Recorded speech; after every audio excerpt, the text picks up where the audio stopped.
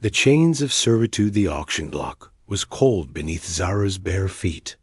Her violet skin gleamed under the harsh lights of the Caltharian slave market, the biochains around her wrists humming with suppression energy. She kept her eyes downcast.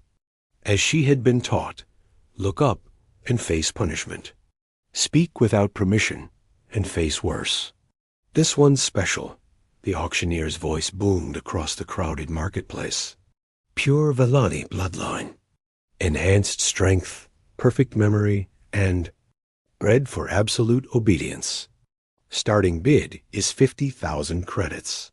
Zara's enhanced hearing picked up the whispered conversations of potential buyers. Most were Caltharian nobles looking for exotic servants. Others were corporate representatives seeking workers for their mining colonies. All saw her as property. I can cook, I can clean, I can be quiet, she whispered to herself, the mantra drilled into her since childhood. It was all she knew. All she was allowed to know. The bidding escalated quickly. Zara had expected this. Her kind were rare since. The Caltharian Empire had conquered her homeworld 20 years ago. Most Vellani had died fighting. The survivors became slaves, bred in facilities like the one where she had spent her entire life. Sold to the human in Sector 7 for 200,000 credits. Zara's head snapped up in surprise, breaking protocol. A human? She had heard stories of these strange beings from the Outer Rim, but had never seen one. They were supposedly weak, short-lived creatures with no natural enhancements. Why would one buy a Vellani slave? Marcus Kane stood from his seat, his weathered face showing no emotion. He was older than most humans she had heard described, perhaps 50 standard years, with graying hair and intense blue eyes. His clothing was simple but well-made, suggesting wealth without ostentation. As the biochains transferred ownership to Marcus, Zara felt the familiar weight of servitude settle deeper into her consciousness. The collar around her neck hummed with new programming, binding her will to this human stranger. Come, Marcus said simply, his voice neither harsh nor kind. Zara followed, her bare feet silent on the metal flooring. They walked through the bustling market, past vendors selling everything from weapons to exotic foods. She had never been outside the slave facility before. The sheer chaos of free beings moving about their lives was overwhelming. Marcus led her to a modest transport ship docked at the station's edge. The vessel was clean, but unremarkable, clearly built for function rather than luxury. As they boarded, Zara caught sight of her reflection in a polished surface. 20 years old, trained to serve, knowing nothing of freedom or choice. Your quarters are here, Marcus said, indicating a small but comfortable room. Rest. Tomorrow we begin your real education. Zara stared at him in confusion. Education? Slaves were not educated beyond their basic functions. But she dared not question. She simply nodded and entered the room, wondering what fate awaited her among the stars. Questions without answers. The ship hummed through hyperspace, carrying them away from the Caltharian slave markets toward destinations unknown. Zara had spent the first day in her quarters, waiting for orders that never came. No commands to clean, no demands for service, no harsh words when she failed to anticipate needs. On the second day, Marcus appeared at her door, carrying a tray of food. You haven't eaten, he observed. Setting the tray on the small table, Zara remained standing, hands clasped behind her back in the traditional servant posture. I await your command to eat, master, Marcus frowned. Sit, eat. That's not a command, it's a suggestion. The distinction confused her. In her experience, humans spoke only in commands when addressing property. She sat awkwardly, unsure of the proper protocol. Why did you buy me? She asked, then immediately covered her mouth in horror. Slaves did not ask questions. Marcus settled into the chair across from her, studying her reaction. Because you looked like someone who had forgotten how to hope. His answer made no sense. Hope was not a concept in her vocabulary. Hope implied choice, possibility, a future different from the present. These were luxuries slaves could not afford. "I don't understand," she admitted. "I know," Marcus said quietly. "Tell me about your life before today." So Zara told him. About the breeding facility on Caltha Prime. About the endless training in domestic service. The punishment chambers. The careful conditioning that shaped every Vellani child into perfect servants. About the mantra that defined her existence. "I can cook, I can clean, I can be quiet. What do you want to be?" Marcus asked when she finished. The question struck her like a physical blow. "Want?" She stared at him, speechless. Slaves did not want. They served. I don't know what that means," she whispered. Marcus leaned forward. "If you could choose any life, any future, what would it be?" Zara's mind reeled. Choice was a foreign concept, as alien to her as breathing underwater. "I can cook, I can clean, I can be quiet," she repeated, falling back on the familiar words. "But what if you didn't have to?" Marcus pressed gently. "What if you could be loud? What if you could learn things beyond cooking and cleaning? What if you could decide your own path?" Something stirred in Zara's chest, unfamiliar and frightening. It felt dangerous, like standing too close to an open flame. "That's not possible. I'm property. I belong to you now." Marcus stood and moved to a wall panel, accessing the ship's computer. "Computer, display ownership documentation for passenger." "Zara, no ownership documentation found," the computer responded. "Passenger Zara is listed as a free individual." Zara stared at the display in shock. "But the bio-dash chains, the collar. Removed while you slept the first night," Marcus said. "You've been free for 2 days. You just haven't realized it yet." Her hand flew to her throat.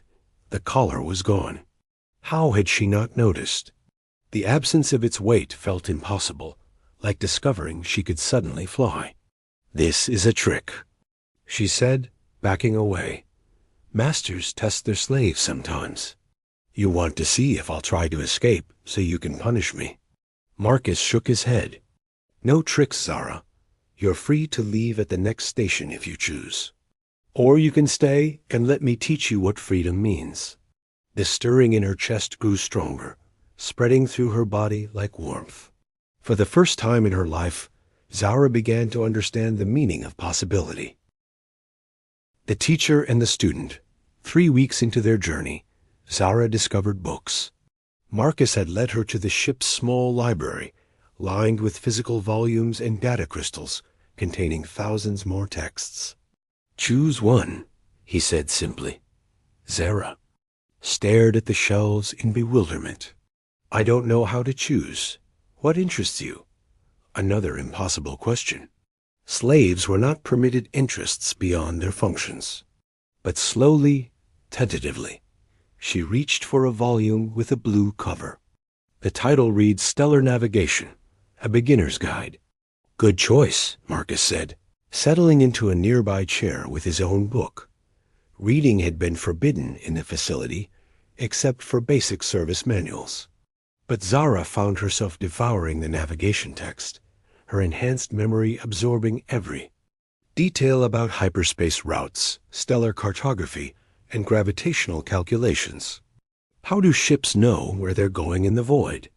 she asked during their evening meal. Marcus smiled. It was the first question she had asked, out of genuine curiosity rather than confusion or fear. "They use reference points. Stars, pulsars, gravitational wells. Even in the vastness of space, there are patterns to follow." "Like people," Zara said thoughtfully. "We need reference points too, don't we? To know who we are." "Very wise," Marcus agreed. "What are your reference points, Zara?" She considered this. For 20 years, her only reference point had been servitude. Now, slowly, others were emerging. The warmth of choosing her own food. The satisfaction of understanding a complex concept. the strange lightness she felt when Marcus laughed at something she said. "I think I'm starting to find them," she admitted. As the days passed, Zara's world expanded exponentially. Marcus taught her about human history, about the long struggle for freedom that had defined his species. He showed her star charts of 1,000 worlds, each with its own cultures and possibilities. "Why are you doing this?" she asked one evening as they stood before the ship's observation deck, watching nebulae drift past like cosmic clouds. "Because someone once did it for me," Marcus said quietly. "I wasn't always free either, Zara. Not in the way that matters." He told her about his past as a corporate slave on Earth, bound by debt and circumstance rather than biochains. About the teacher who had shown him that freedom was not just the absence of chains, but the presence of choice. "Freedom isn't given," he continued. "It's claimed. And once you understand that, you become dangerous to those who profit from slavery." "Is that why we're heading to the frontier worlds?" Zara asked. She had been studying the navigation charts, tracking their course toward the galaxy's edge. Marcus nodded. "There's a war coming, Zara. The Caltharian Empire has grown too bold, enslaved too many worlds. Humanity and our allies are preparing to fight back. But we need people who understand what slavery truly costs." Something crystallized in Zara's mind. For weeks, she had been absorbing knowledge, growing stronger and more confident. But now she understood the purpose behind Marcus's patient teaching.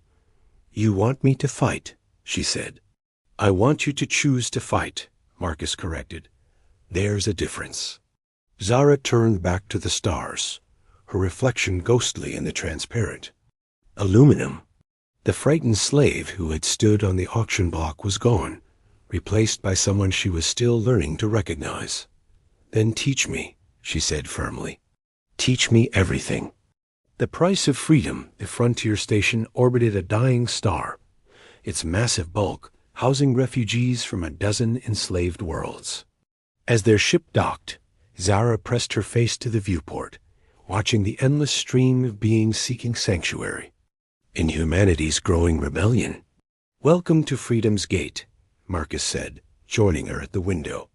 The last free port before Caltharian space. They disembarked into organized chaos.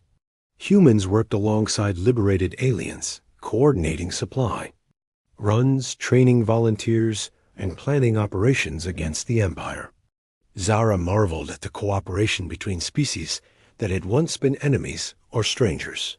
Captain James Rodriguez met them at the docking ring, his scarred face splitting into a grin when he saw Marcus. "Kane, you old pirate. Heard you were buying slaves again." "Liberating slaves," Marcus corrected, gesturing to Zara. "Captain Rodriguez, meet our newest recruit." Rodriguez studied Zara with experienced eyes. Villani enhanced, military potential high, psychological profile unknown. "Welcome to the revolution, soldier." The casual assumption that she was now a soldier sent a thrill through Zara. 6 weeks ago, she had been property. Now she was being recruited for humanity's war against the empire that had enslaved her people. "What exactly are we fighting for?" she asked as Marcus led her through the station's corridors.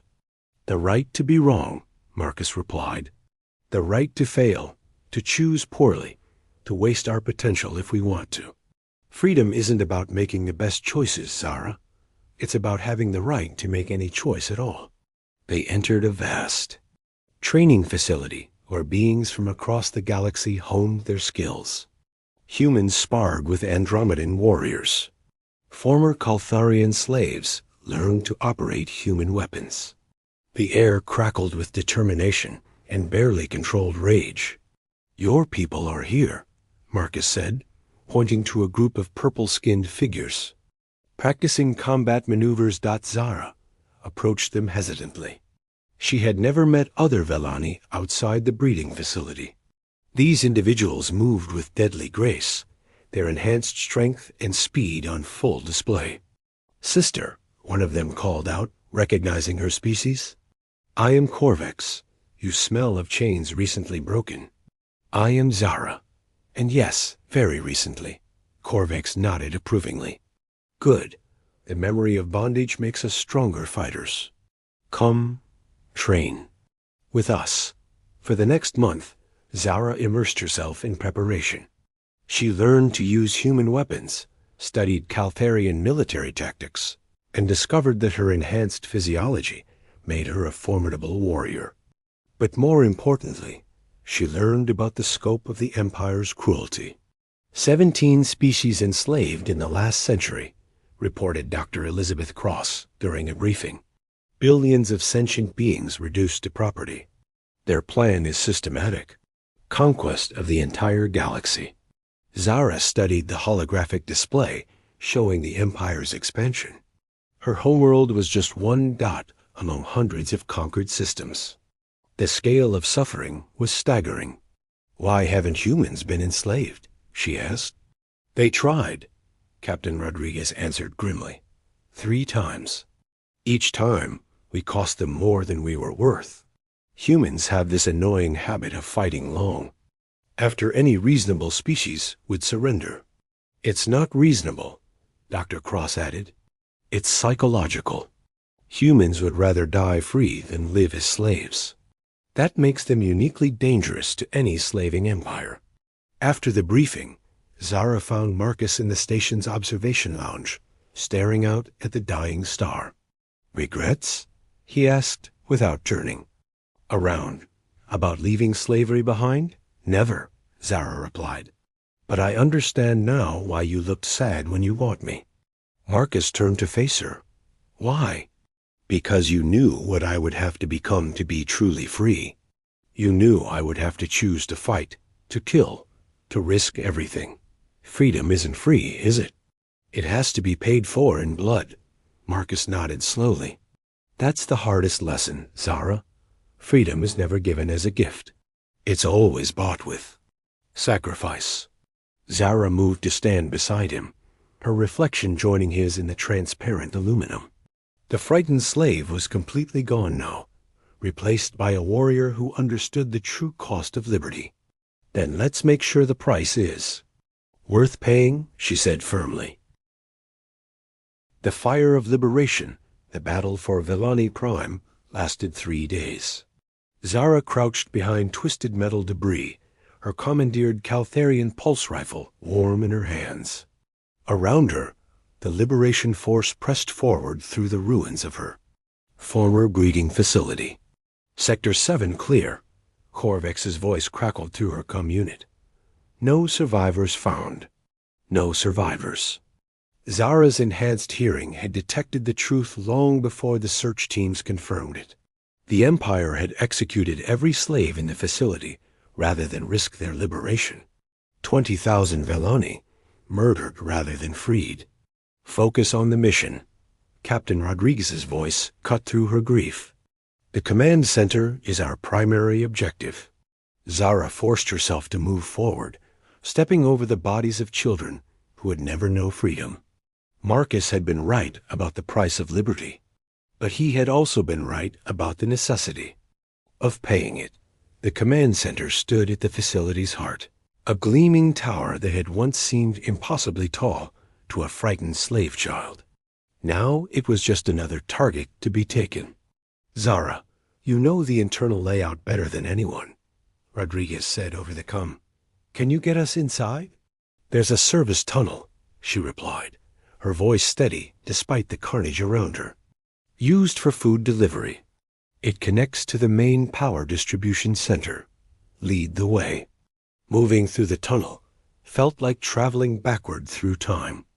Every meter brought back memories of fear, of the collar's weight, of the mantra that had defined her existence.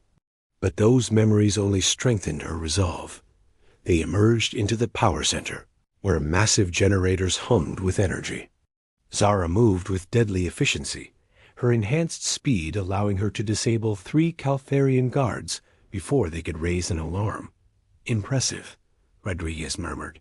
Marcus trained you well. Marcus showed me who I could become, Zara corrected. I chose to become her. The assault on the command center was swift and brutal. Months of human tactics and Vellani enhancement proved devastating against an enemy that had never faced organized slave resistance.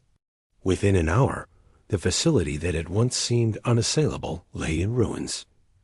Governor Thakis, the Caltharian overseer who had administered the breeding program, knelt in his shattered office with his hands bound.